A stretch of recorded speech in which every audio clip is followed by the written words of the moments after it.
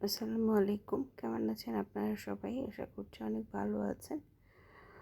তো আজকে আমি একটা খুব জরুরি বিষয় নিয়ে আলোচনা করছি। সেটা হচ্ছে যে মেয়েদের তার স্বামীর হুকুম পালন করা অনেক বেশি জরুরি এবং ফরজ একটি কাজ।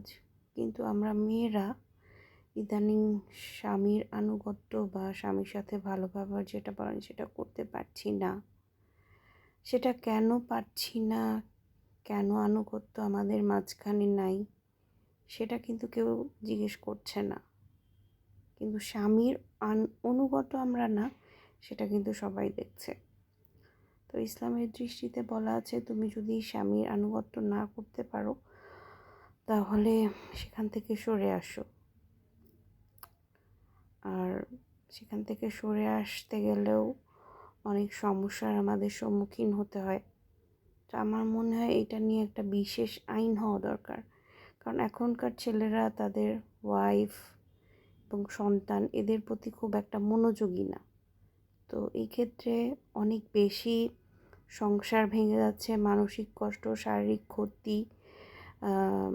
ডক্টর যেই কথাগুলো বলছে যে হার্ট অ্যাটাক, তারপর হচ্ছে হৃদরোগ, ডায়াবেটিক্স, হরমোন জনিত যেই রোগগুলো হচ্ছে সেগুলো অনেক অধিক হারে বেড়ে যাচ্ছে।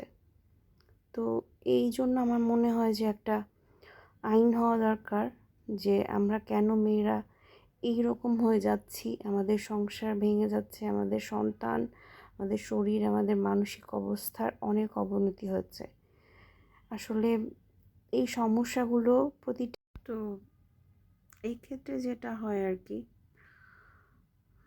তো ছেলেরা যদি মনেই করে যে তারা এই ধরনের অ্যাক্টিভিটিসগুলো তাদের ওয়াইফদের সাথে পালন করবে না, আর ওয়াইফ যদি এই জিনিসগুলোকে তার ডেইলি লাইফে অ্যাকসেপ্ট করতে না পারে, আমার মনে হয় যে অ্যাটলিস্ট সন্তানের ভালোর জন্য হলেও তাদের দুইজনের একটা স্টেপ নেওয়া উচিত।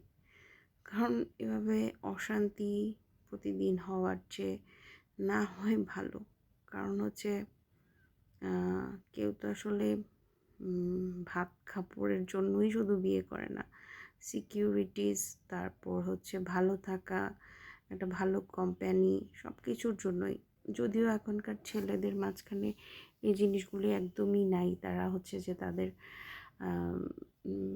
ব্যক্তিগত ব্যক্তিগত বলতে একান্তই ব্যক্তিগত, মানে হচ্ছে তাদের লাইফস্টাইল, তাদের বন্ধুবান্ধব, তাদের ঘোরাফেরা, তারপর তাদের শখ, ওয়াচ, শুজ, পারফিউম, তারপর মেনি আদার অ্যাক্সেসরিজ, গাড়ি, অনেক কারো গাড়ির নেশা, কারো বিভিন্ন জনের বিভিন্ন নেশা থাকে, সেগুলো নিয়ে ব্যস্ত থাকতে পছন্দ করে। তো এটাই আসলে মেইন যে তারা আসলে দায়িত্ব পালন করতে চায় কি না, তাই না?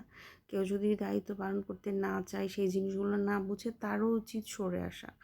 কারণ একটা মানুষ কতগুলো মানুষের জীবন ধ্বংস করবে, ঠিক আছে?